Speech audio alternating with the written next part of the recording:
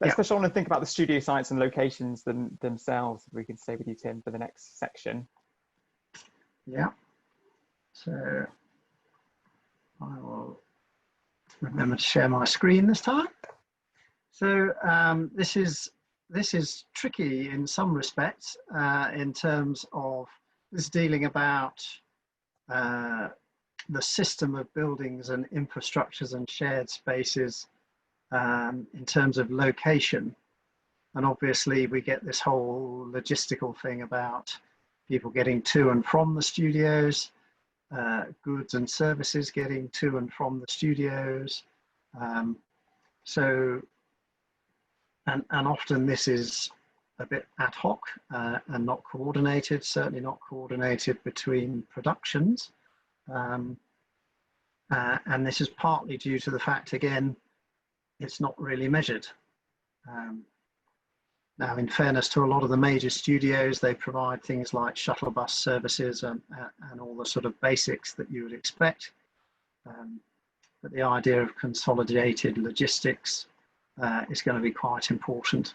So I guess that comes back to the radical collaboration. Studios had never really before understood the impacts of productions themselves. So with a greater awareness and sharing of that information, presumably.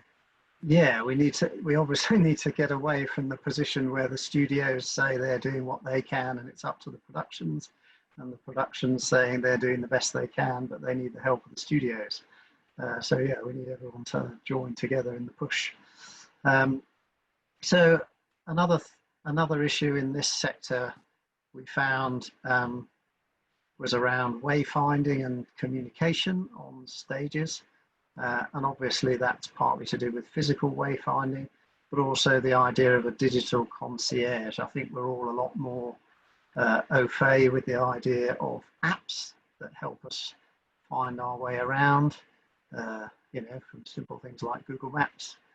And surely our locations and studios can provide a pretty similar sort of thing. We also put into this chapter the idea of health and well-being services, which is important because there's a lot of people working in a studio, and sustainability isn't just about the planet. If we're being holistic about sustainability, it's about people thriving as well. And obviously the classic caricature would be that you cram your studio full of money-making facilities and stages, and they become a horrible place to work. And a lot of studios have grown beyond that now and recognise the need for health and well-being, like good catering facilities that provide healthy meals, a bit of work-life balance. There was a mention earlier about charging points for electrical vehicles and things like that. These sorts of things need to come in. I know there's going to be some critical requirements, but perhaps we can deal with them in some of the Q&As. I'm keen to bring Pippa in at this point to say, this is a bold new vision that we're setting for the industry, and that's quite different from the one we're at today, where studios know where productions are and what they're doing. How comfortable are you with this style of intervention? It's all a bit Black Mirror, where a studio knows what you're up to. And could you even conceive making a film in that environment?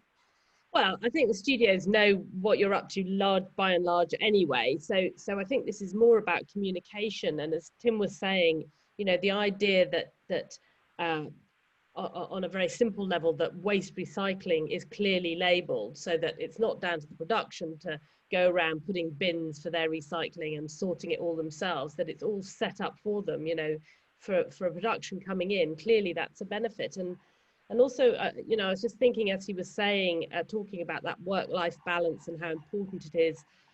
For me, I think the initiatives that people like Wonderworks are doing up at Leavesden with Warner Brothers, where there's going to be a nursery on site, those are real step changes in the way we all live our lives, and the ability of working families to deal with childcare, and the fact that studios can help them deal with childcare, I think is a really inspirational case study that's in the report.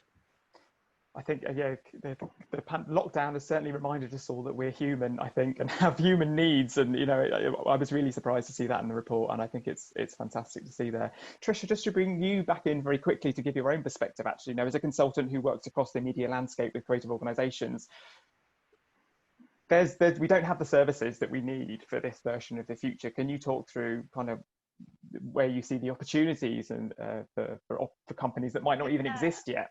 I mean, I think you're absolutely right. I mean, what this has really articulated for me personally, given my other work, is exactly that there's a really great opportunity here for people to create new job opportunities, new innovation, new services that are going to be required in order to fulfill the obligations of the industry in the future.